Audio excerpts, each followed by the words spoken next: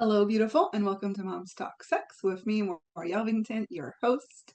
I'm so honored that you're here today, and I'm very excited for this conversation. I have the beautiful Lorna here with me today. Hey, Lorna. Hello, good to see you and good to be with you and all of the people who are listening. This is great. Thank you. Yes, thank you guys for tuning in today because today we're going to talk about sex as a midlife sexual awakening, which I love. So, Lorna, I'm just going to have you take it away. How about you introduce yourself and let our guests know who you are and what it is that you do? All right. Thank you. I'm happy to do so and looking forward to our conversation today. Thank So you. I'm Gail and I work as I'm a somatic sexologist, energy intuitive healer as well. So more we've got that in common. And I work with sexuality. So I work with women and men, families, whoever it is that just really comes because of this disconnection from sexuality and our journey back home to ourselves. And it really comes from my own journey, my own sexual awakening. I started on a, I was married for 30 years to a beautiful man, and I didn't experience this journey of sexuality, what we hear about, oh, it's supposed to be all this once you get married, and it wasn't. It was very disconnected from it. In fact, 5 years into the marriage, my husband said, why don't you find out what makes you feel good so you can tell me? Because up until that time I had never had an orgasm. This trajectory that is often there that we think about, this it goes this way, I didn't realize until later on it's actually, no, it's this. Let's Yeah. ride. And so this disconnection from my body and sexuality, which it wasn't until later on that I realized came from this, my teaching that I'd been taught, save yourself for marriage. The man is the head of the household. So at some level, I took it in that my body is not mine, my sexuality is not mine. In fact, even my choices are not mine. So there was this sense of I had no boundaries. It was just this matter of, okay, whatever happens, happens. And I Right. felt I'm I here had to no choice. serve. Yes, yeah. So it feels like as I've continued in my journey, and I've been working with people for the last 15 years as a somatic sex educator and working through the energy work of things, looking at consent, looking at boundaries, all of those various things, helping people come back home to themselves. I've realized how much awe as well, and it comes from my own experience. I only teach and take people through journeys based on my own experience. It's not, oh, I've read this in a book. Let's see, Right. let's apply. It's kind of like, no, here, let me take you on this journey. And so it's really been about people looking at how we've been taught the authority is outside of us, our get outside permission, our partner, our pleasure, all of those things are outside of us. And so it's this journey of coming back home to myself, all those things. That's kind of like, here, I've got, let me show you what's worked for me, see if that's a path for you. But it's really looking at um, how different ways that our sexuality is, I'll say, stripped away from us, that sense of it being that natural sense of pleasure and connection. When we think about it, a little baby is born and the hands reach perfectly to the genitals. Right. They don't reach down to the toes, they're just there. So, this natural way of connection to our genitals and knowing that our genitals are only a part of us as sexual erotic beings. There's a So, quote that's been really central. I just want to share this just as a moment, just because I feel like it creates an open thing. And then I want to, Audra Lorde speaks to us of, there's a quote, we tend to think of the erotic as a quick, tantalizing sexual experience, arousal. I speak of the erotic as that deepest life force energy that moves us in a fundamental way. And so I want to share that as a way to create the space for whatever we've experienced, each one of us, that we're tapping in not just to us as humans, but into that spiritual essence of who we are. yes. Oh my gosh, I feel that so strong because that's how I refer to this too with my clients. I talk about this is our powerhouse, right? This is our powerhouse. And if disconnected from our powerhouse, we're disconnected from our power and from the orgasmic energy of creation, right? And that is the energy that creates a life. It creates children. It's the creative energy. And so when we cut that off, then we feel numb. We feel disconnected. We feel lost. We feel hopeless. So it's everything you just said. I was like, yes, this is so true, and I resonate with this so deeply. Um, so I'm curious, what was your like awakening moment, right? To step away from a beautiful marriage of 30 years and to decide to actually heal? Because I think a lot of women might be in those shoes, but they don't know, right? Or they can't see um the path. So what was the awakening moment for you? I think there was sort of a two-part thing. That the part for me that awakened me to my own sexuality was the sexological bodywork. It's a professional training, which I ended up being the founder of it here in Canada. It's based out of the States, but I brought it to Canada because it was so pivotal for me. Uh, and then we did a mirror meditation, and for me, it was to prop myself up in front of the mirror, and to look, and it just, it was supposed to be this orgasmic time, and I'm thinking, orgasmic, like I'm getting grossed out, disgusted, right?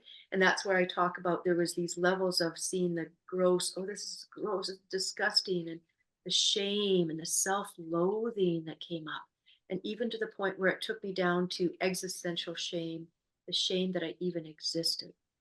And once I Mm. could tap down into those old, deep, dark energies of separation, that's when I was able to see things from another perspective, and start to now be able to touch my body, to connect to my body. Um, and one morning, I remember laying in bed and having my hand on my mons, and this realization that this isn't bad, this isn't sinful and shameful. This is so pure, so good, so right.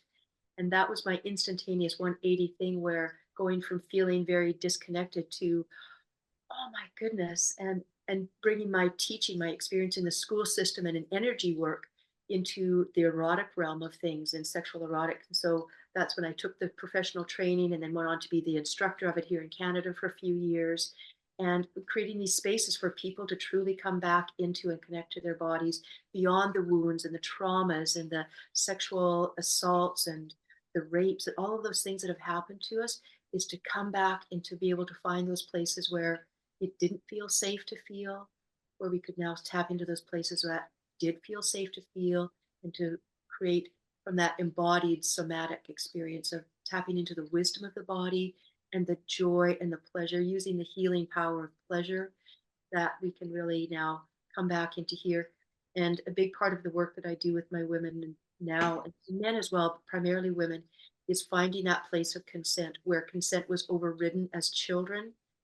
Say goodbye to grandma. She's going, kind of like, I don't want to. You need to. So those ways, even as children, where consent is overridden, which we kind of think, hey, guess what I say and think doesn't feel, it doesn't, it's not honored, it's not important. So that's where boundaries, it goes back from a very early age. So to really ground people into there, so that they can have their voice, they can recognize their autonomy and let things flow. And like I say, living eros from the inside out. I love that so much. I find doing this work that so many women don't even know that what they're dealing with is actually sexual trauma, right? Like we talked a little bit before, a lot of times we feel it's the anxiety, it's the depression, it's the migraines. We don't really know, we don't even know to connect the dots between, the headache, the migraines to the sexual organs. Mm. And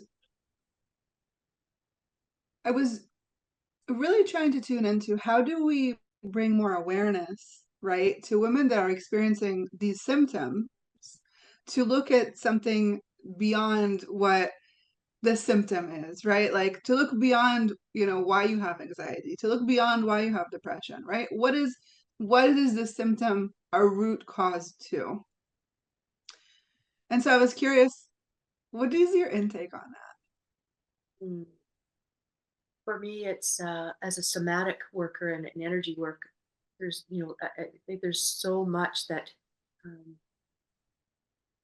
I think the way that I'd like to express it is, because we've been taught to look outside of ourselves, um, and to label things, like even going back to a child, right? Is a child comes into this world, fresh from spirit world, you Right. know, and but just taking everything in, through the sensory systems, and then pretty soon, here's mommy, here's daddy, here's a dog, here's a cat, here's a cup, here's a giraffe, here's sadness, here's you're angry, and we start to now disconnect ourselves from actually what we're feeling, And so it becomes this perpetual thing of label it. If I can label, I'm hungry, I'm hungry, I'm Right.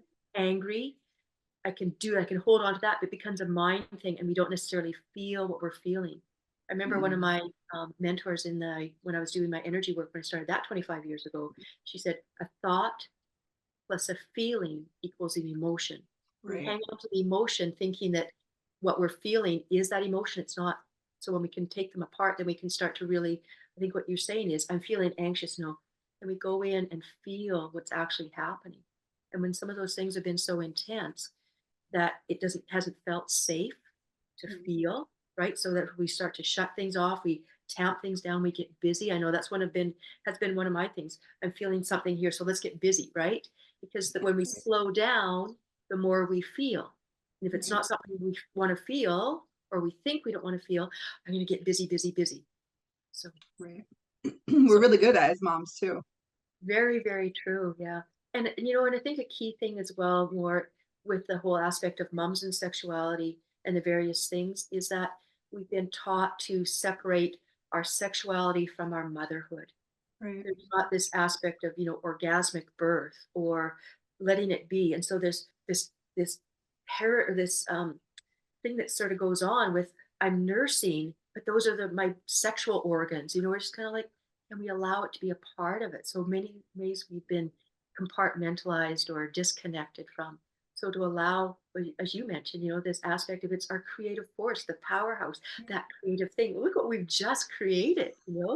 And even if we've not given birth, there might be the adoption. There's all these different ways of birthing and mothering being mom. That is so true. And like you said, like I just connect to it so much because I feel like just in terms of birth, right? A lot of times if we have a traumatic birth, that can also lead to sexual trauma. And so many times we label things, like you said, like sexual trauma is rape or abuse or being molested by an uncle. But there's so many levels of sexual trauma that a lot of times we don't even realize that we've experienced sexual trauma or that this is a sexual trauma, quote unquote. And so we just kind of try to push through it, pretending like this is normal, this is my new normal, this is okay, I'm fine. Postpartum depression, that's what happens. And reality, I always tell my clients, like, we need to look deeper, right? You know, we need to look deeper. There's something there that's creating this, right? And so it's just very interesting how we tend to not even we tend to like overthink our sexual organs completely, Hmm. is what it is. Right. So true. Yeah. It's so that's why this work is so important. Mhm. Right? Because it's just to really bring us back to who we are and who we're meant to be. And I'm so honored that you do this work because I feel like it's so needed and it's so needed. So if our listeners want to connect with you more, to know where you are in the world or how to find you, how can they do that? Mm. Certainly, I'm on Facebook, and they can connect with me there, Lorna Gale. And I'm in British Columbia, so it'll show where I'm at that way. Also, people who want to can, I think that's by email, is lorna@lornagale.com. That's another way. And for those people who, yeah, I have a trusted bodywork site.